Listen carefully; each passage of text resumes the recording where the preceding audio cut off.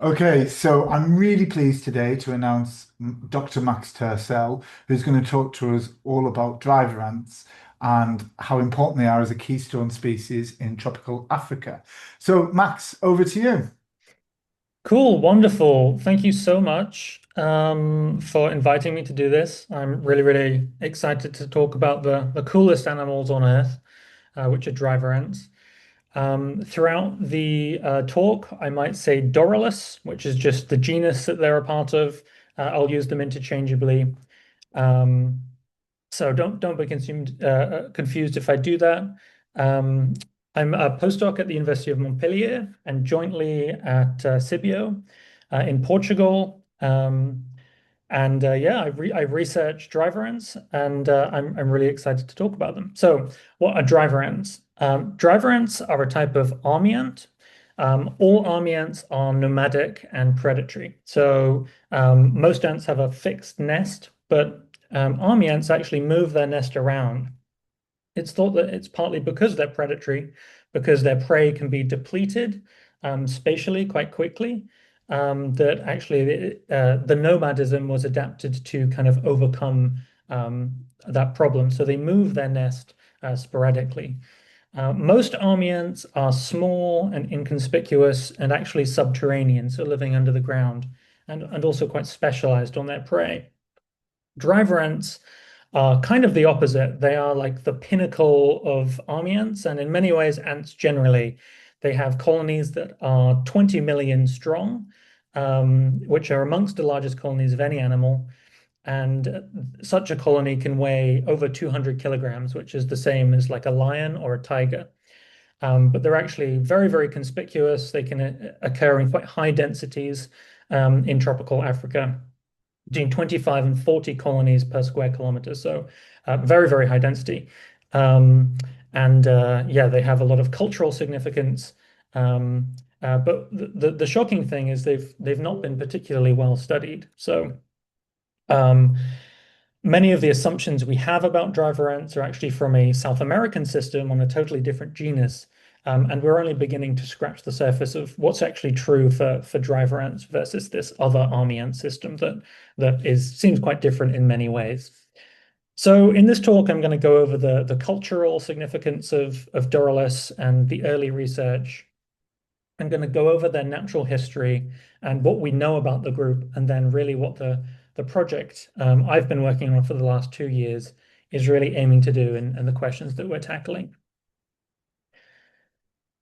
So the first English language publications on driver ants were by this guy called Reverend Thomas Savage. He was a missionary in Central Africa in the 1800s.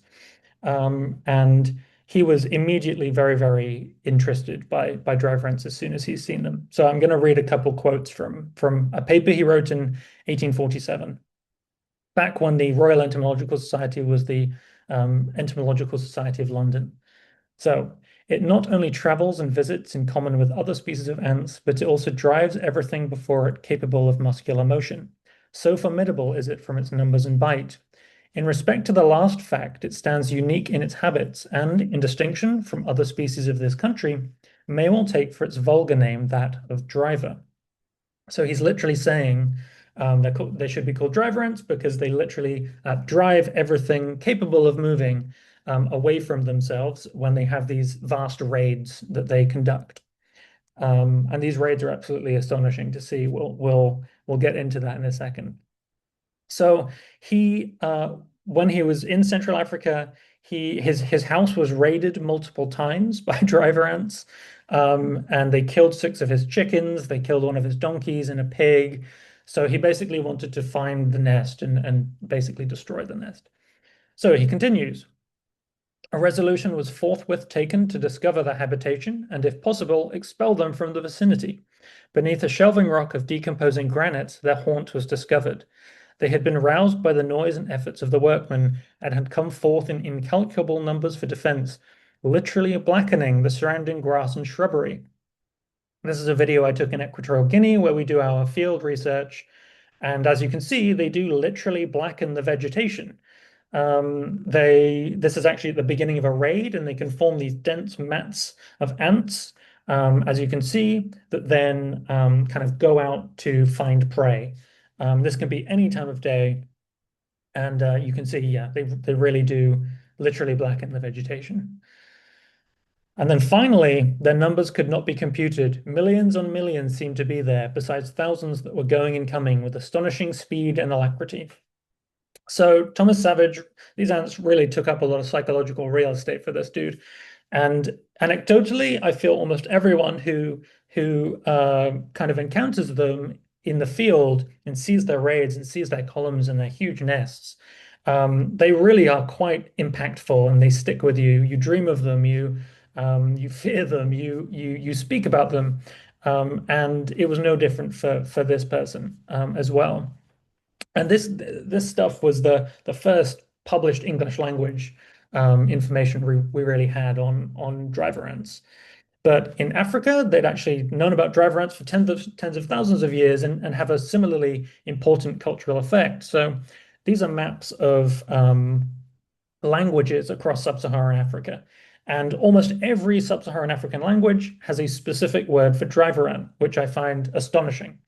Um, and as you can see, these maps super diverse. Africa, as many of you know, is in terms of human genetics, is more diverse than the rest of the world combined. And the same is true of languages and different cultures. So in Swahili, it's Siafu. In Kikuyu, it's Ngoragu. In Hausa, it's Matatara.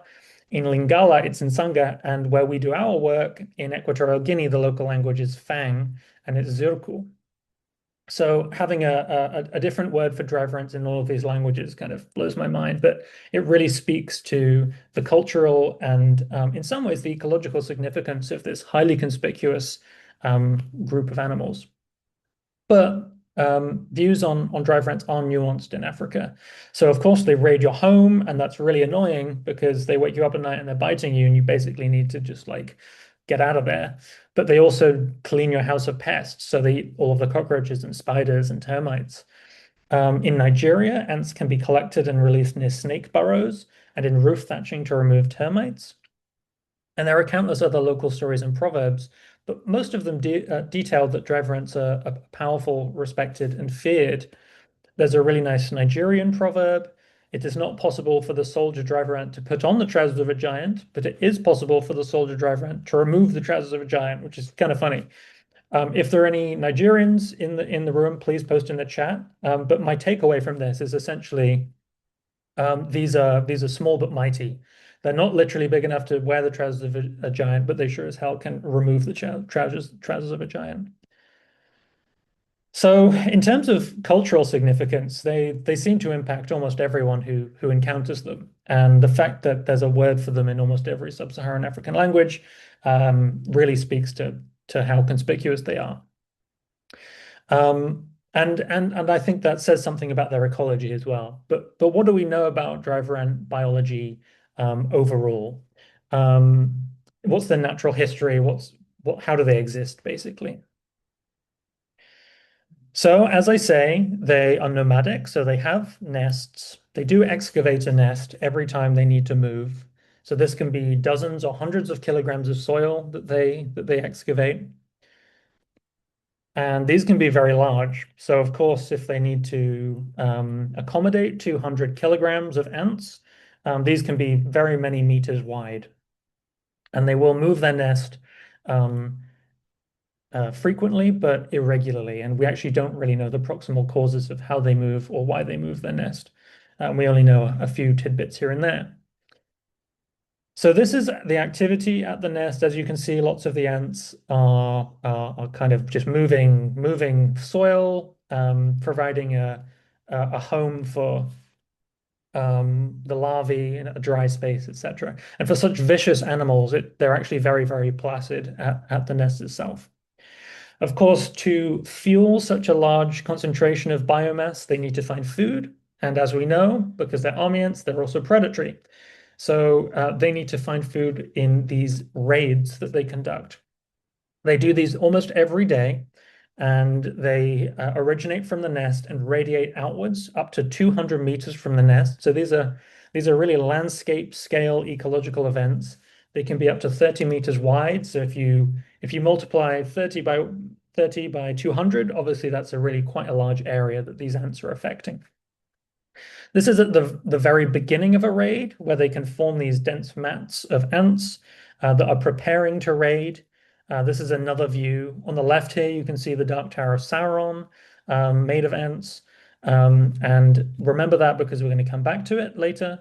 But they have these huge mats of ants that all go to raid in search of prey, basically. And you can see they're energetically flowing out of the nest like an angry, hungry river.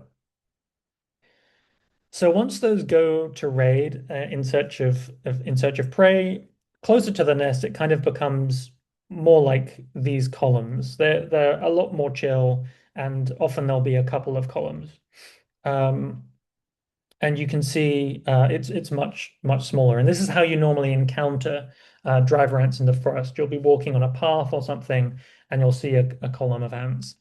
They can be closed like this as well, or more open as you saw before. And actually, they'll construct like coverings in really warm areas to avoid desiccation.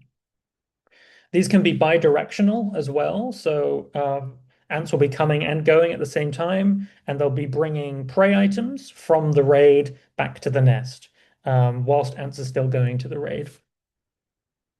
So these columns do eventually reach the raid, and these are some of the most amazing things I've ever seen with my own two eyes. 30-meter wide, dense carpet of ants, just basically killing everything in sight. You can really see here, hopefully the video is good enough quality, but you can see them kind of going under the leaves, searching every nook and cranny for anything that they can capture and overpower. And it's really, really impressive. These are such important ecological events.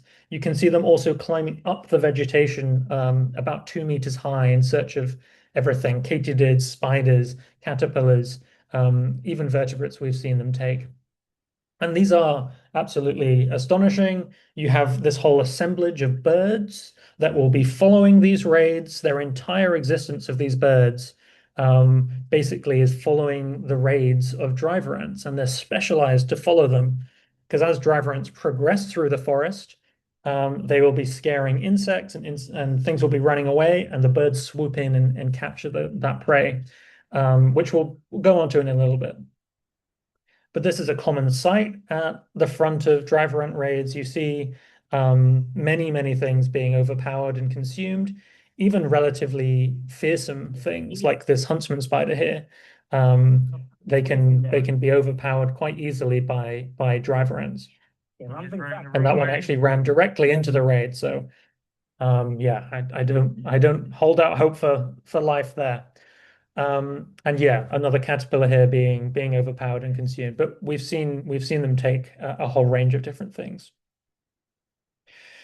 So once a raid kind of completes, or if an ant has finished raiding itself, but the raid is kind of continuing, the ant will then come back to the nest with the prey that it's found. And as you can see here, there are lots of large ants that are carrying prey items, but all of these smaller ones will be carrying prey items as well. The video quality isn't quite good enough for you to see, but all of these ants more or less will be carrying something back. So that could even be liquid food in their gaster, or solid food, as you can see some of them carrying here. So from the raid, there are many small columns, basically going back in the direction of the nest, and these will solidify into one kind of mega column close to the nest. And this is what we see here, and you can see it's quite a productive column coming back with all of that prey. And then this is the same shot that we saw before, but like 8 hours later. So the raid is kind of finishing up here, and they're coming back with prey. And you can see this upturned stick was the Dark Tower of Sauron previously. And you can see they're actually kind of a bit more tired as well. So sometimes all of the ants come back all at the same time, and it's kind of amazing when that happens. And that can be because of rain or something else, or the raid just sporadically finishes. And they can all come back to the nest at the same time. And people have studied other groups of ants, and have found that they basically act like liquid, as in literally they abide by the laws of fluid dynamics. And you can see that here with driver ants. And yeah, they're a really amazing group to study, and that's how they exist. They have the nest, they're nomadic, they do these enormous raids in search of prey. Really astonishing stuff. And I really want to continue researching them and dedicating my life to researching them. They're astonishing animals. Um, and yeah. But there are other species that also want to associate themselves to driver ants. There are dozens or hundreds of invertebrates that live within the nest or in the column or in the raid. We know very little about the ecology of those invertebrates. I mentioned the birds. There are obligate ant-following birds that are specialized to survive solely on following the raids of driver ants. There are other birds that are less specialized but use them facultatively. Um, there are pangolins and chimps both consume driver ants at the nests. Chimps use their sticks to collect them, and pangolins dig down into the nest. And there are blind snakes and other animals that live within the nest and move with the nest. Remember, these are nomadic, and they move with the nest as they emigrate to a new site. And it's really amazing. But we know very, very little about these associates.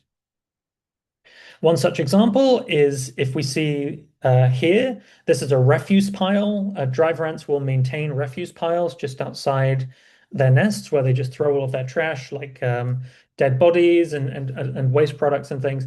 And you can see there are some flies on the surface of this refuse pile. We know very little about them, but we only see them on the refuse pile. If the camera was a fixed camera and was less shaky, you could also see that the very surface of the refuse pile is actually kind of writhing around and moving with such a mass of invertebrates that live within this refuse pile. So driver ants are these nomadic moving fortresses of biodiversity, which we know very little about. So what do we know so far? They form amongst the largest animal colonies on Earth, 20 million, that's like 200 kilograms. They conduct these vast predatory raids up to 30 meters wide. They're nomadic, so they move their nest frequently, but we don't really know exactly the proximate causes of what causes emigration. There are many species associated to driver ants of varying levels of study. And then what little we do know about the conservation of driver ants suggests that driver ants are not fans of fragmented landscapes. At least a few species of driver ants really suffer from heavily fragmented landscapes. And then, of course, they're ubiquitous culturally and ecologically in sub-Saharan Africa. So in terms of the research group and the project, we have a range of different questions. We have like 20 or 30 different questions we want to ask about driver ants, but I'm going to go over just a few here that factor into the bigger aim of the research group, which I'll go into in a second. So one such question is how do the raids of driver ants influence forest floor arthropod communities? So are there compositional differences as a result of these raids? Are there diversity changes? What do driver ants eat specifically? So we know vaguely what they eat, like invertebrates, but what groups are they actually eating specifically? Basic biology questions. So how these ants move, why they move, are also differences between species of driver ants. So at our site, we actually have two separate species of driver ants.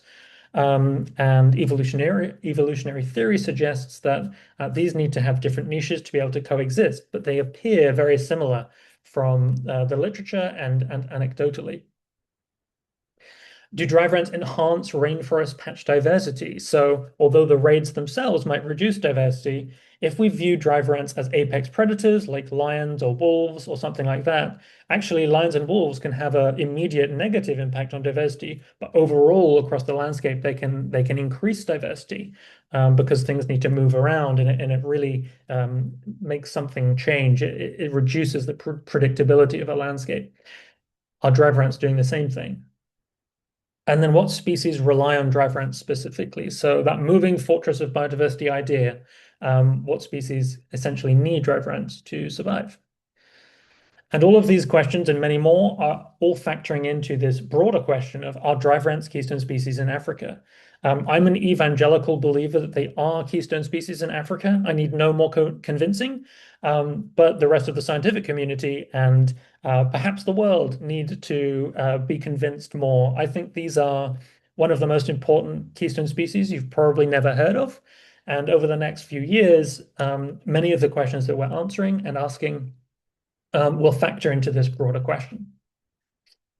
So how do we begin answering these questions? We need to go to Central Africa and do some cool field work. Oh no. We do our field work in Equatorial Guinea, which is a really, really interesting Central African country. We do our field work just north of a new national park in Equatorial Guinea called Parque Nacional de Djiblojo, which it has forest elephants and gorillas and chimps, and is a really great place to do research on driver ants. On the left-hand map here, you can see some broad habitat zones across continental Africa. And you can basically see that grasslands, savannas, woodlands, and tropical rainforests are where Doralus are particularly important. So of all of those questions, today I'm just going to be focusing on some preliminary results from these three sub-questions.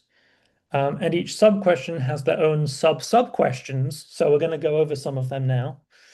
So in terms of the raids influencing arthropod communities, we're talking about compositional shifts in the community, as well as diversity changes. What do driver ants eat in terms of the main taxa that they're consuming, but also the transport of prey and biomechanically, how does that happen? Because those raids can be 200 meters from their nest, which means that transporting all of that prey back needs to be efficient, and they need to have developed a sophisticated prey transport mechanism. So it's really fundamental to their ecology. So figuring out the patterns of prey transport biomechanics is really important.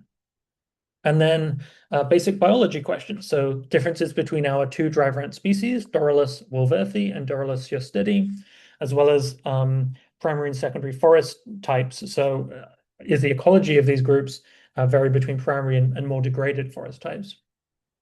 So that's what we're going to be tackling going forward for the rest of the talk.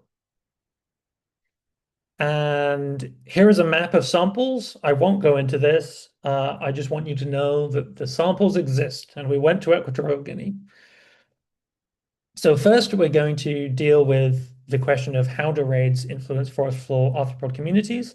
And I should say these are very, very preliminary. The results I'm presenting here are presenting only 16 samples of 96 samples. So take everything with a massive pinch of salt. But the reason I'm presenting it is because there are some exciting preliminary trends. So how do raids influence arthropod communities? How do we figure this out? So you go to Equatorial Guinea and you find a driver ant raid. Then once you've found the raid, you basically observe the ants raiding an area of the forest, and you make a mental note.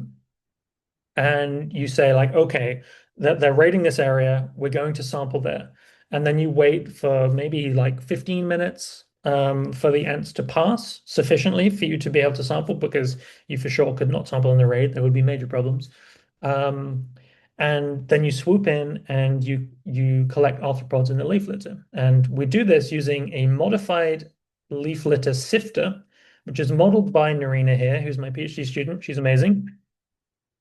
And we've modified it basically between the top level and the bottom level, there's a mesh.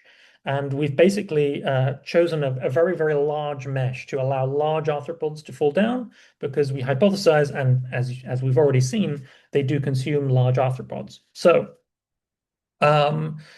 basically, yeah, we collect leaf litter, we put leaf litter into the top of this section, and we shake it down, and the arthropods fall into the bottom section. So we do that in a raided area, and then about 5 meters away, we do that in a control area, and we carefully choose a control area that looks almost identical in terms of habitat to the raided area. So we're really trying to isolate the raid being the only thing that's different between the raid and the controlled site, if that makes sense. So once we've collected that leaf litter using the sifter, we put them into these extractor bags and we wait for 3 days. After those 3 days, the invertebrates in that siftate that we get, they will basically fall out into a cup at the bottom, which is filled with ethanol, and this is what a sample looks like: just super clean, high quality arthropods of all shapes and sizes. You then have the unenviable task of going through tropical insect samples, and you basically count each of those, and you identify which are unique from one another, and you eventually build this collection. So you have abundance data and species level data. So from those samples, we can calculate differences between rated and unrated areas. And the results show, again, very preliminary, but strong preliminary trends in lower diversity in rated areas. And we see this pattern in 7 of the 8 pairs that we've analyzed at this stage. So a low sample size, but 7 of 8 is pretty good. And it's really not surprising. So driver ants go through an area, they basically kill everything or cause everything to run away. So it makes sense that the raid sample will be lower diversity than the control sample. But nice to see such a strong preliminary trend, at least. And then in terms of composition, I really won't go into the stats here that much because I don't want to dwell on this. It's not reliable because of the low sample size. But we did see a significantly different community composition between rated and control samples as well. But overall, the communities were similar, but there were enough differences to separate them. And again, that's very, very preliminary. I basically just need to go through the rest of the samples to answer that more confidently. So then moving on to the next question, what do driver ants eat specifically? So in terms of the main taxa that they're consuming, and importantly at this stage, differences between Doralus wolworthii and Doralus schistidi, and between primary and secondary forest. So how do we figure out what driver ants eat? We essentially steal from them. Like absolute schmucks, they carry their food out in the open. And this allows us to swoop in with some forceps and collect their prey items. And we put them in ethanol. We collect the prey item and all of the ants carrying the prey item. And then we identify those prey items. Huge thanks to Sebastian, who's my master student, who's wonderful. And he's done a lot of these IDs. And then we do also measure and weigh everything, which we'll get onto later with the biomechanics section. So what are driver ants eating in terms of taxa? So driver ants are eating caterpillars, cockroaches, spiders, other ants, and grasshoppers and crickets. Overwhelmingly, they're the most common groups. And at an order level, so that the prey were identified to the order level, it seems quite similar between the two driver ant species we have as well. So there are a couple of differences, which we'll get into in a second, but overall quite similar. And as I say, this analysis is taxonomically coarse. So it's at the order level, and we want to do this at the species level eventually, which I'll speak about in a second. On the right-hand side here, we have some examples of prey items in our data set. So at the top, we have a spider. And as you can see, its legs have been removed. And they do this to almost every prey item that has like long appendages or wings or something like that. And if you think about it, it makes sense. The body is far more nutritional, and the legs just add like drag to them carrying it because they'll get caught on sticks or leaves or stuff when the ants are carrying them back. So they tend to remove appendages from everything. You also do get these unidentifiable like globules of prey that they just like squish together. Like there are multiple species in this, which is quite interesting. Yeah. Although not common, we do see vertebrate predation. So one of the most metal things I've ever seen are these ants basically just butchering this gecko. They just decapitated them. On the left here, we have a lizard tail. And on the right here, very, very gruesome. This was a shrew. You can't actually see it, which is probably for the best, but this was a shrew being overpowered. So as well as broad groups and categorization of what they're eating, we did want to do some statistical analysis on whether the different driver ant species were consuming different prey items and also differences between forest types because the different types of forests might have different assemblages of insects or invertebrates and therefore could have an impact on the diet of the ants. Importantly, where a driver ant is raiding is going to be like the specific area that they're raiding is going to be an important element in determining what they consume. So essentially, the raid ID is an important thing to incorporate into our statistical model. So we wanted to add that as a random effect, which we were able to do using this hierarchical Bayesian analysis, which basically probabilistically determines whether a prey item is more likely to be consumed by one species or another species, or in one type of forest or another type of forest. So what do we see? We see the overall diet is pretty similar, but Doralus species is a good predictor of prey identity for some groups. So Doralus wolverthi are more likely to consume spiders and beetles, and less likely to consume cockroaches and other ants than Doralus hustedi.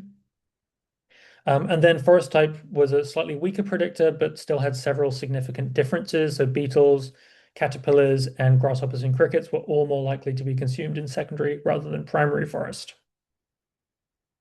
But remember, these results are taxonomically coarse, and we're going to rerun many of these analyses at a lower taxonomic level, at the species, genus, or family level, for example.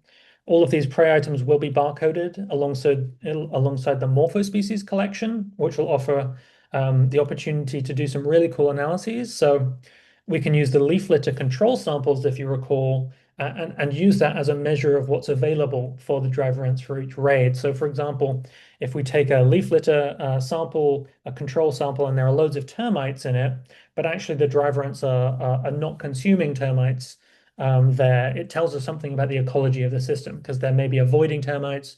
Termites might have some defensive abilities, something like that. So essentially, we can do some more sophisticated diet analyses later on once these samples have been fully processed. And as everyone in the group is telling me, I should probably just hurry up with the lab work. So that's the main taxa that are being consumed. What about the prey transport biomechanics? How do driver ants transport such vast quantities of prey, 200 meters or more from the site of the raid? This is a really important ecological factor for these species. So using those same samples we stole shamelessly from driver ants that we collect, we then identified them, and of course, we then measured and weighed them. We measured the prey item and all of the ants carrying the prey item. So sometimes you had more than one ant carrying a prey item. So we're going to have a range of different results here. So bear with me, but we're going to start simple. So firstly, larger ants carry heavier prey items in absolute terms. We ran a linear regression model. And on this graph on the right here, we have ant weight on the horizontal axis, and we have prey weight on the vertical axis. So we can see that basically larger ants typically carry larger prey items.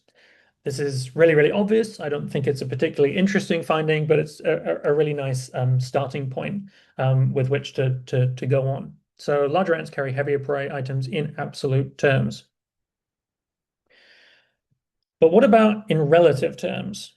So relative to their size, how much work are ants doing? So this graph has a couple of reference lines. So ant weight is still on the horizontal axis, but now on the vertical axis, we have relative load, which is essentially just a measure of how heavily loaded an ant is relative to its own body mass. So a yellow line would essentially indicate that large ants carry relatively more than small ants. So they're disproportionately strong or disproportionately carry larger prey items. A red line would indicate that all ants are equally loaded relative to their size. So actually it just remains constant. They just pick up something that remains, the same loading. And then a blue line would show that small ants carry relatively more than large ants. And this would be negative allometric scaling. So that they're the kind of three different patterns, and if our points line up with one of them, we can say something about driver ants and how they carry prey. So what we see is we definitively see that small ants carry heavier loads in proportion to their body mass, quite strongly so. As you can see, it's actually slightly steeper than the blue line. So small ants are doing a lot of work relative to their own body mass compared to large ants. And there are a couple of hypotheses as to why that could be. It's actually slightly, yeah, as I say, it's slightly steeper than a typical law of strength scaling. And actually, this is quite common across the animal kingdom. Smaller animals will typically be stronger relative to their own weight than large animals. And why is this? So, muscle strength essentially scales with body length squared. So it increases with the cross-sectional area of that muscle. So if you cut a muscle in half and you looked at the cross-section left over, that cross-sectional area would be the best predictor of how strong that muscle is. But weight increases with volume, so body length cubed, so a length by a length by a length. So this essentially means that as ants get bigger, their weight increases faster than their muscles can generate force. Volume increases faster than area as animals increase in size, and this is true across the animal kingdom. So quite very much an expected result, I should admit. So essentially, this means that larger ants are stronger in absolute terms, but weaker relative to their own mass. So we see that small ants are doing a lot of the work and seem to be more efficient carriers of weight. But of course, driver ants cooperate. And in fact, it's important to all ants generally. Ants are a cooperative group of animals. So how do teams of ants carry prey? So we see quite obviously again that single ants carry far heavier relative loads than multiple carriers. It's just really nice to actually see this play out in the data. They carry approximately 5 times heavier loads than groups of ants. So this graph is showing us relative load on the vertical axis still. That's on a per ant basis. Even in groups of ants carrying a prey item, which is in blue here, versus the single carriers in orange. And then on the horizontal axis, we have prey weight. So smaller prey items on the left, larger prey items on the right of the graph. And as we can see, the multiple carrying, actually the relative load is lower for multiple species. So yeah, single ants carry far heavier relative loads than multiple carriers. But the relationship is the same. So what's interesting here is that actually the absolute relative load for many ants carrying a single prey item is lower, but it actually increases at the same rate as when a single ant is carrying a prey item. You can see that these two lines, the orange and the blue line, are parallel to one another, which tells us that actually they're increasing at the same rate, but just overall, multiple carriers are loaded significantly less. So the elephant in the room are that we have these two species of driver ants. We have Doralus giustedi and Doralus woolworthi. And although we've seen some differences, perhaps, between the two groups already in terms of diet, for example, these two species, evolutionary theory suggests that they need to be significantly different in order for them to be able to coexist in the same place at the same time. Because if they're not, then one of them will competitively exclude the other and it will go extinct. So these appear superficially very, very similar ecologically from most of the studies that have been done and anecdotally. There are a couple of differences, and our results now are really beginning to scratch the surface of some of the differences or potential differences between these two species. So what we see here is essentially is a demographic, size-based demographics of both of these species. So we see on both the above and below plots how frequent it is to find an ant of a given size. So you see actually the first two peaks on these graphs are more or less overlapping between Doralus woolworthi in blue and Doralus giustedi in orange. But we see Doralus wolverthi with this really interesting extra peak of super major workers, as we call them. So the absolute largest ants um, are called super major workers, and Doralus wolverthi have this extra peak in their population, which is really, really intriguing and not seen before. No one's seen this before. So what does this mean? So Doralus wolverthi, we statistically measured this, and Doralus wolverthi have a trimodal population distribution in terms of the size distribution of their workers. Doralus hystedi has only a bimodal distribution, so it lacks this final peak. Doralus wolverthi are on average larger than Doralus hystedi, and this is explained almost entirely by this extra peak. And then interestingly, Doralus wolverthi takes back larger prey items in almost every measurable metric in terms of volume and weight. So why is this? We don't really know, but one hypothesis is that Doralus wolverthi have much larger colony sizes, so 3 times larger colony sizes than Doralus hystedi. So it could be that even though these are both conducting raids that are similar size, Doralus wolverthi definitely has slightly larger raids. Um, but it could be because they have 3 times the number of ants that actually they need slightly larger prey items to be able to actually nutritionally fuel that colony. So on a per prey item basis, they're bringing back more nutritionally valuable prey. You can actually see prey weight is about 15% larger. And of course, yeah, they will then get more nutrition. But there's so much more to the story here. This is definitely not a kind of complete answer to how they're coexisting together. Because just judging by this hypothesis, Doralus hystedi would still go extinct, right? Because it needs to do something better than Doralus wolverthi. We haven't figured that out. So really, really interesting preliminary results. Yeah, hopefully we can begin answering some more interesting questions in the future. So in summary of the preliminary results, in terms of the raids and influencing arthropod communities, the analyses are not yet reliable, but preliminary analysis shows that community composition does change and diversity is lower in raided areas.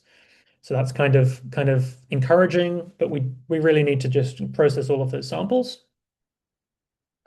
And then in terms of the diet, highly generous diet, 25 orders of prey, which is massive, but they're most commonly consuming caterpillars, cockroaches, spiders, and other ants. And we did also see some dietary differences between Doralus wolverthi and Doralus hystedi and between forest types. And then in terms of prey transport biomechanics, larger ants carry larger prey in absolute terms, but smaller ants are more efficient and carry heavier loaded are heavier loaded and carry relatively larger loads than large ants. And teamwork by ants reduces relative load per worker compared to single workers. And then finally, Doralus wolverthi overall are larger on average with a trimodal versus bimodal distribution. And they also carry much bigger prey items on almost every measurable metric. But interestingly, other worker-prey biomechanical relationships appear similar between the two species. So finally, the next steps, I need to just process these samples, ID the arthropods, and do some molecular work. Easier said than done. We have a side project going on at Cardiff University with some old colleagues. Basically, as we mentioned, the associates, most of these are going to need to find colonies, and olfactory cues could be one possible way. So we're essentially collecting the smells of Doralus, and they're being analyzed as we speak. So once those are analyzed and synthesized, we can run some really cool experiments in the field.